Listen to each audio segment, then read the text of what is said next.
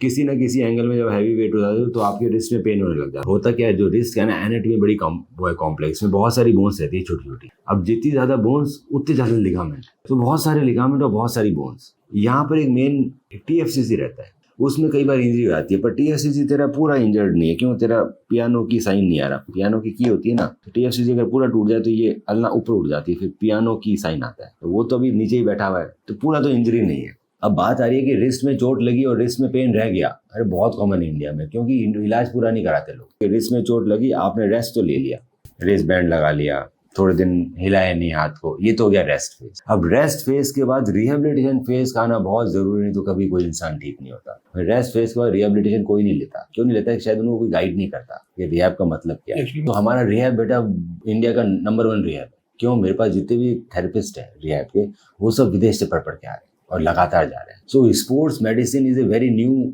Thing in India. Rehabilitation की knowledge, वो भी स्पोर्ट्स रिहेबिलिटेशन नॉलेज है ही नहीं लोगों को। सो जो फिजियोथेरेपिस्ट बाहर जाके कोर्स करके आ रहा है ना, उसी को नॉलेज। इंडिया में तो नहीं पढ़ाया जाता ढंग से, अभी टाइम लगेगा, 20-30 साल लगेंगे इंडिया को अमेरिका ऐसा बनने में, तब यहाँ भी बहुत सारे टीचर्स आ जाएंगे। अभी तो बच्चे को बाहर जाके लगातार सीखना पड़ता है। सो बिल्कुल सही है, अभी कोई MRI नहीं कराएंगे, कोई एक्सरे नहीं कराएंगे, क्योंकि इस तरह से अगर मैं MRI करने लग जाऊँ तो बहुत पैसे लग जाएंगे लोगों के, सबकी MRI हो जाएगी। अनलेस अनटिल मुझे कोई बड़ा डैमेज लग नहीं रहा, हम रिहैब चालू करते हैं इसका। आज जो सिखाएंगे, सप्ताह बाद कुछ और धीरे धीरे अपग्रेड कर करके। आप आ सको तो अच्छी बात है, नहीं आ सको तो ऑनलाइन सीख लो। तो आपको जो सिखाया जाएगा वो आप घर पे करते रहो। हैवी एक्सरसाइजेस तक पहुंचाने के लिए हमें 4-5 मिनट लग जाएंगे आपके, फिर दोनों हाथों में करनी है, जिंदगी में कोई पेन नहीं होगा। जिम में डंबल कैसे पकड़ने, रॉड कैसे पकड़नी, एक बड़ा सिंपल सा तरीका रहता है कि अगर हम ग्रिप टाइट नहीं रखेंगे, अगर मेरे पास रॉड है, डंबल है और मैंने उसकी ग्रिप टाइट नहीं रखी, तो मेरा है ना रिस्ट अनस्टेबल है। वो जब हम बेंच प्रेस कर रहे हैं तो वो ऐसे जा रही है, ये चीज इसको खराब करती रहती है। सबसे इजी रहेगा दबा के पकड़। दबा के पकड़ने से क्या होगा, मेरे यहाँ के टेंडेंस और यहाँ के टेंडेंस टॉट हो गए। सो बस ग्रिप जितना तेज पकड़ सको उतना तेज पकड़ के एक्सरसाइज करनी थी, लूज मत छोड़ो ग्रिप।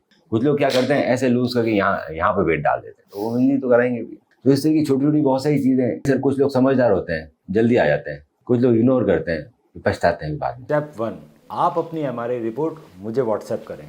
स्टेप 2, मैं आपकी MRI रिपोर्ट को डिटेल में स्टडी करके बताऊंगा कि क्या हम आपको बिना सर्जरी के ठीक कर सकते हैं या फिर हमें सर्जरी करने की ज़रूरत है, ACL इंटरनल ब्रेस सर्जरी, और आपके नी में ACL के अलावा और क्या क्या समस्याएं हैं और उसे हम कैसे ठीक कर सकते हैं।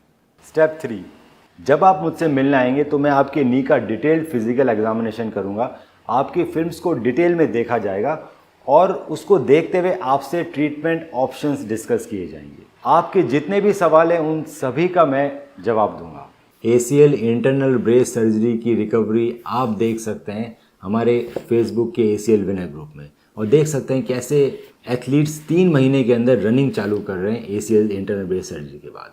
आज ही अपनी MRI रिपोर्ट हमें व्हाट्सएप करें।